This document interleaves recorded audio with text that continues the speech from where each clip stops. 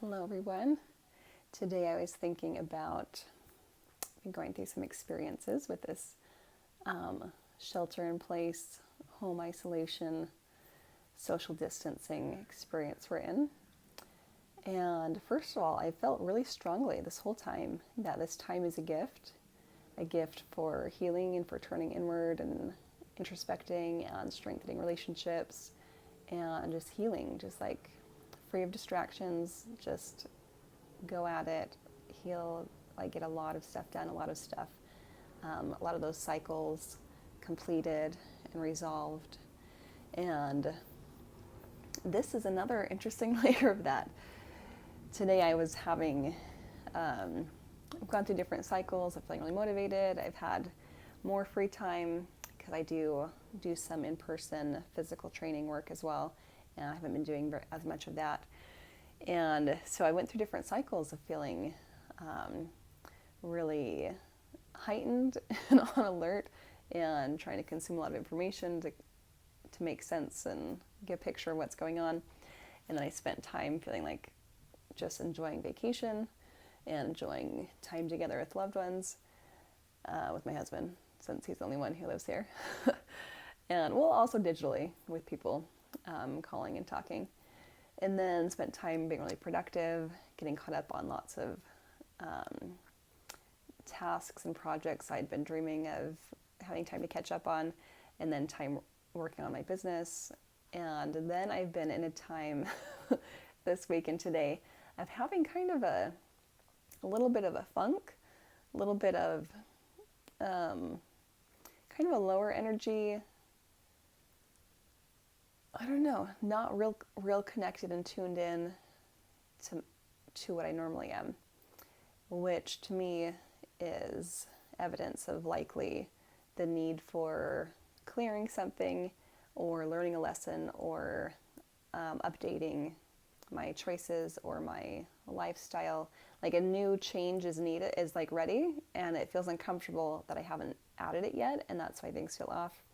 Anywho, so as I was feeling that kind of funk, I was realizing or noticing the gravity of being like on my own, in the sense of we normally have a lot of interaction with the outside world every day, and we can have that in a variety of ways, and we can be using that to like self-soothe ourselves or get our needs met in a variety of ways. Some unhealthy examples might be seeing a lot of poor or dangerous driving while we're driving around, commuting or going places, and getting mad, feeling angry at other drivers. And our parts could also use that to feel kind of some adrenaline, feel alive, or to then look at ourselves and say, wow, I'm so wise. I feel so wise because I know how to drive in ways that don't endanger other people. Or someone who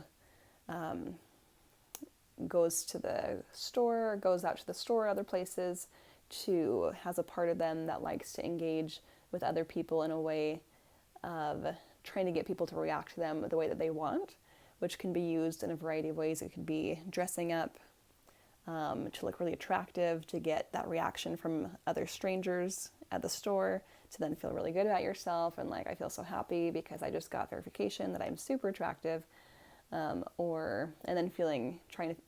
Using that as your fuel for feeling happy in life, or like getting people to laugh at you, like the verification of like, yes, I'm funny.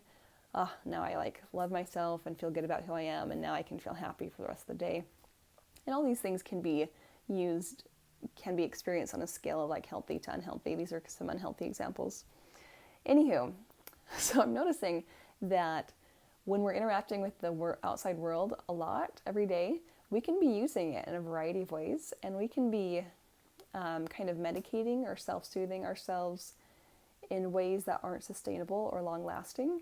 If someone gets really dolled up and like dressed up to the T to go out of the house, to get people to react and go like catcall or acknowledge them or whatnot, and they use that as their source of happiness in life, then once the outside world is taken away, they're going to start feeling some other stuff. They're going to be feeling how much they don't have any other tools for feeling happy, and that the underlying issue, they've got a part of them that has a belief, say, of I have no value unless I'm beautiful, or the only way anyone will give me what I want or I'll feel safe or seen or acknowledged is if they think I'm sexually attractive, or whatever the underlying negative belief and lack of a positive empowering belief is going to be very present with them.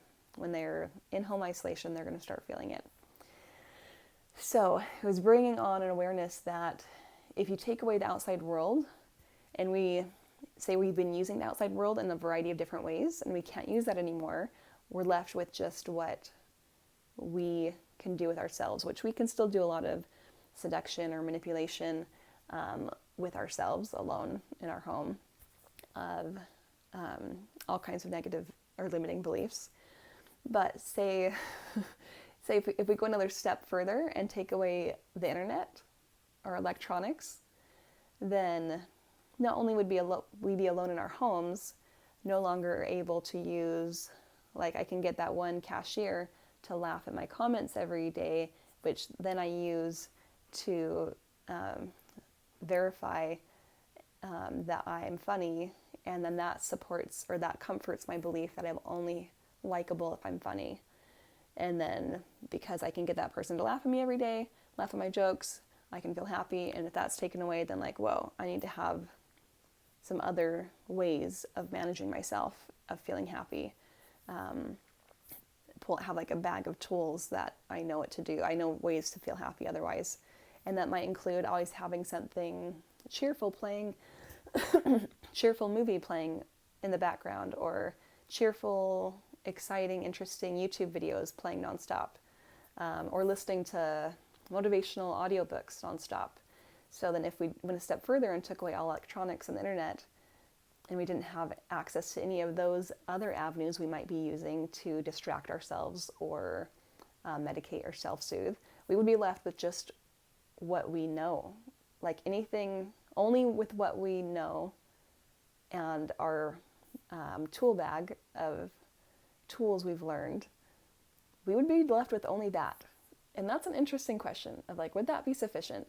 Does my tool bag, like without being able to look things up online, of like, oh, how do you cook that? Or what are some ideas for managing having a strong emotion or going through grief or compulsive thoughts? Like without being able to look it up online, like do we have, is our tool bag sufficient of things that we already know that are inside of us and things that we've exercised and practiced repeatedly to the point that they are a skill that we have like on demand? And that is such an interesting question. And that really reminds me of the story of the 10 virgins, the wise and the foolish. And that really feels a lot to me and reminds me of the oil, saying that the oil isn't transferable, that the 5 who had filled up their lamps, for whatever reason, it's not transferable, and they couldn't just give it to the other 5. Well, partially because there wouldn't be enough for all 10, but also considering if it's not even transferable, then the 5 who didn't have build up or fill up any oil in that moment of need are left with have no oil. And I really do think that where would we be? What would I have if I only had what I know? If I only had what's already inside of me? If I've practiced skills and tools for managing my own mood and my own emotions, if I've practiced skills and tools for observing myself and observing my thoughts, observing when a part of me is using experience or the outside world in an unhealthy way. If I've practiced different skills and tools, then if you take away the outside world and the internet, and I'm left all by myself in my house, like no other environment, do I have the skills and the tools to guide myself through that?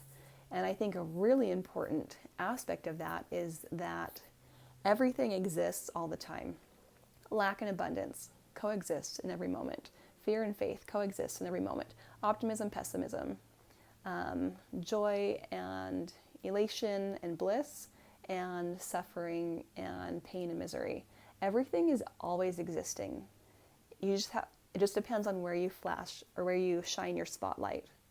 You could right now in this moment go find some misery, or you could find bliss, or you could find peace or joy or gratitude or love or hatred or anger.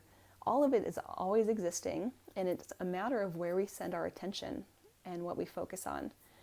And so taking that back to if we were all by ourselves with no external resources, do we have the tools sufficient to shine our light of awareness and our intention and our focus on the things that would bring peace and bliss and joy and creativity and creation and connection? Or are all of our autopilots, when we don't have any external influence, are they all set to blame, shame, misery, suffering, hopelessness, powerlessness? That is a very interesting question that is on my mind today. And I also encourage, if you want to self-reflect and take a look at yourself and just observe, be compassionate, because we'll find parts of ourselves that do have the autopilot set for blame, shame, and misery. And we might even be surprised at how big and strong those portions of ourselves are. I was a little bit surprised the last couple days at how I was riding pretty low in a pretty low frequency and wasn't popping myself out of it very easily. That's okay. I will just love and accept myself anyway, and then work with what I'm observing in the data and information that's coming up. And this also reminds me of the tail end of this thought is the fruits. I like the parable of you can judge any tree by the fruits that it produces. If a tree might look really pretty and attractive or impressive, but if it doesn't produce good fruits, or similarly with a philosophy or an individual or a group or a business, you can tell things by the fruits, by the results that it gets, by what it produces and creates. And so, as I was thinking about if everybody in the world no longer was in their home, they couldn't leave their home and didn't have the internet, what would be their autopilot? What capabilities do they have that they have already, previous to that moment, added to themselves, or in that moment are choosing to start exercising and adding to themselves? And what kind of fruits are the product of what they currently contain? And so that's what I'll leave you with today. I really feel like this time is a gift, and it's a great time for self-reflection and for work, having so many distractions removed from us. When we have external ability to distract ourselves, we can avoid healing for a long time.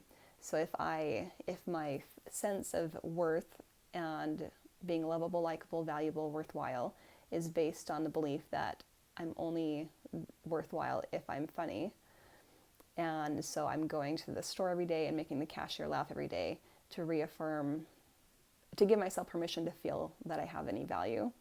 People, even though that's not really the issue, like if you're funny or not is not the issue. The issue is having a negative limiting belief that is existing there. So long as that belief lives there in yourself, that's the problem.